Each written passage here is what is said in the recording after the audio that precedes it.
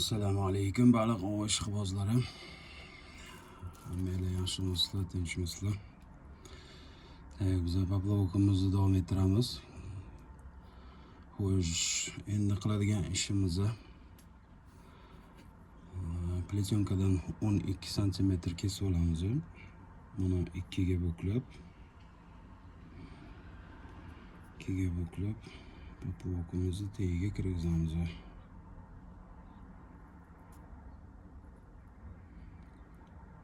Uzunligini o'zingizlar xohishingizga qarab qoldirasizlar.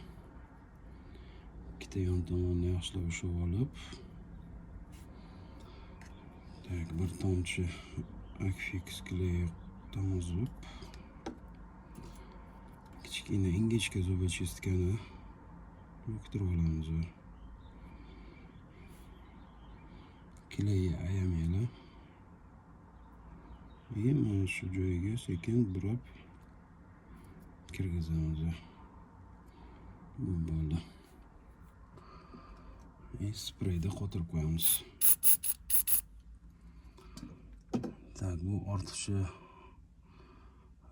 zubachestkamizni kesib tashlaymiz.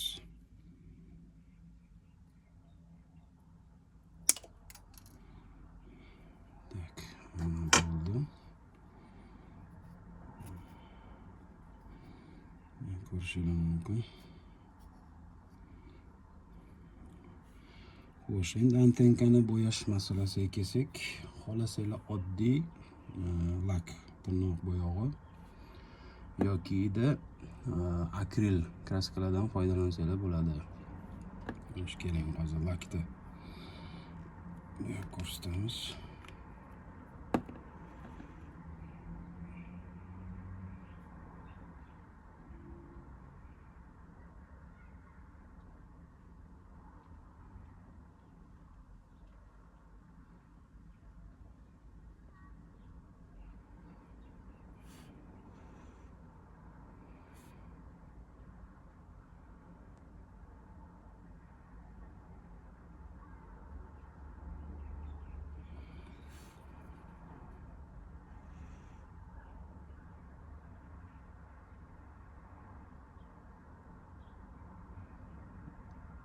Ozgina mehnati bor, bu ishni qilsa bo'ladi.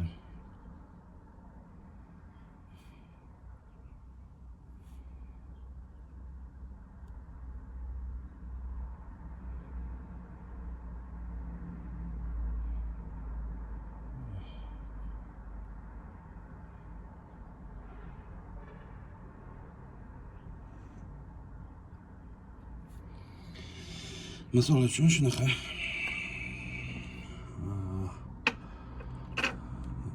poplawkamiz chiqadi. Yana bir bor eslatib o'taman. Ranglarini, polosalarini o'zingizlar bemalol xohishingizga qarab turib dizayn bersanglar bo'ladi.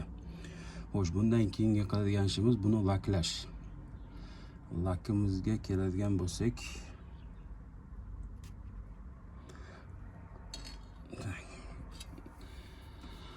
mana shunaqa nitro lak olaman. Buni yaxshilab turib 1-2 minut silkitganingizdan keyin bu suyuladi. Aralashadi ichidagi nitrosi bilan laki bilan. Xo'sh, undan keyin oddiy shpritsni ninasini olasiz. Uni qaytarib, mana shpritsni ninasini tagidan, plastmassa tagidan ozgina olib tashlashingizlardan chiqmasin. Chunki bosganingizda xalaqit berib qoladi. Shunda lakni bitta idish olib turib bemalol quyib olsanglar bo'ladi. Mana shunda. Sekin bossanglar, sekin lak oqishni boshlaydi. Keyin bemalol izlarni bo'yasanglar bo'ladi. Mana ko'rinib turibdi. Bu lakni nimasi yaxshi? So'rasiz, tez qotadi. Chunki har bitta poplawkamizni 3-4 marta laklashga to'g'ri keladi, chiroyli bo'lishi uchun. Mana ko'rdingizmi? Lakimizdan bemalol oddiy lakimiz oddiy oq lak olasiz, prozrachniy. Mana shu lakni kistочкасы bilan popolovkalaringizni bo'yab chiqasiz. Tak, videolarim yoqqan bo'lsa, bitta like и подписка. Xudo xolasa yana ko'p narsalar birgalikda yasaymiz. Salomat bo'linglar.